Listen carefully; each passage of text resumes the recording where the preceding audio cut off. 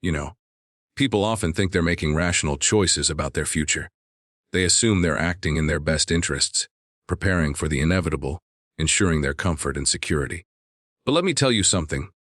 There are decisions that seem pragmatic on the surface, but turn out to be catastrophic once you've crossed that threshold. And one of those decisions, one of the most devastating ones, is the choice to move into a nursing home when you don't absolutely need to. Now, why is that? Why is it that so many people, upon entering these institutions, experience a profound sense of regret? Well, it's because they don't realize what they're trading in exchange for so-called security. They don't realize that, in an effort to make life easier, they are in fact surrendering the very things that make life worth living. And that's a high price to pay. It's a price no one should pay lightly. You see, the first thing that happens when you enter a nursing home is that you lose your autonomy. And autonomy, that's no trivial thing. That's the capacity to structure your own existence, to act as the primary agent of your life. Before you entered, you decided when to wake up, what to eat, when to rest, when to go outside. You lived according to your own rules, within a framework you built over decades. And then suddenly, you're on someone else's schedule. You eat when they tell you to, sleep when they decide it's time, request permission for the most basic activities. You may not even be allowed outside without assistance. And sure, they'll tell you it's for your own good. But think about that for a second. If someone else is determining the course of your day, if every small decision requires approval, then whose life are you living? Because it certainly isn't yours anymore.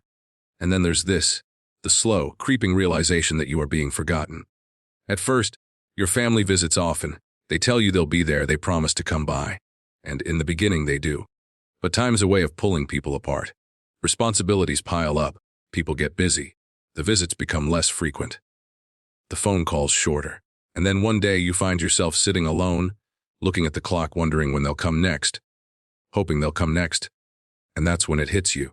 You're no longer a central figure in their lives. You're a distant obligation, an item on a to-do list that keeps getting postponed. And the loneliness that follows. That's not just sadness. It's something deeper. It's a feeling of being cast aside, of being left behind by the very people you devoted your life to.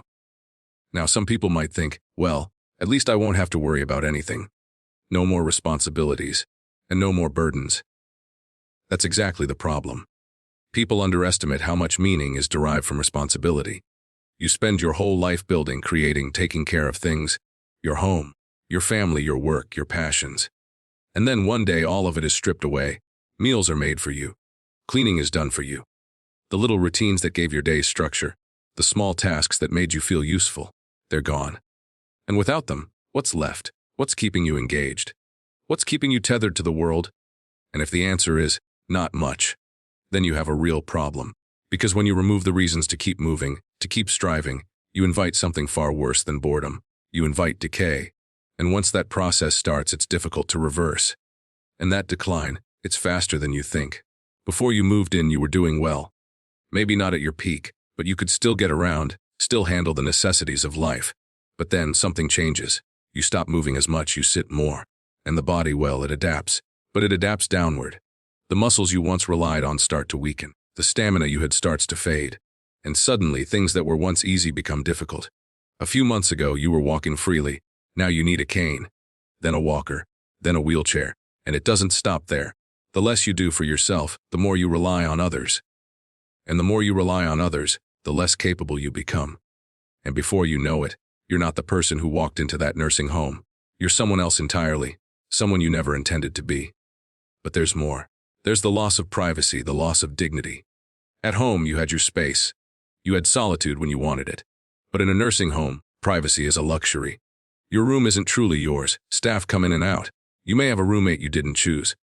Persimmicus becomes a shared commodity. Even the most basic aspects of life, getting dressed, using the bathroom, might require assistance.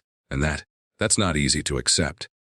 Because every time you need to ask for something you once did effortlessly, it chips away at your sense of self. It reminds you, over and over, that you're not the same person you used to be. And that realization, that's a hard thing to live with. And then there's this. Once you go in, getting out isn't as simple as you think. You might tell yourself it's temporary, that you'll leave if you don't like it. But the longer you stay, the harder it becomes. Your home, if you still have it, has changed. Maybe it's been sold. Maybe it's been rented out. Maybe it's just fallen into disrepair. And even if it's still there, are you still capable of maintaining it? Because after months, maybe years, of relying on a structured environment, of not cooking, not cleaning, not exercising the full range of your independence, the question becomes, can you actually go back? And for many, the answer is no. The moment they walked into that nursing home, the path to leaving became steeper, more difficult, and, for some, entirely inaccessible. So, what's the takeaway here? It's this: don't make the mistake of thinking that ease equals well-being. Because ease in excess breeds weakness. The struggle, the effort, the responsibilities, those are what keep you sharp, what keep you engaged, what keep you alive. And the moment you surrender them, you begin to wither. So if you're considering this path, ask yourself, do you truly need it? Or is there another way? Because your autonomy, your purpose, your very identity, these things aren't disposable. They're worth protecting for as long as you can.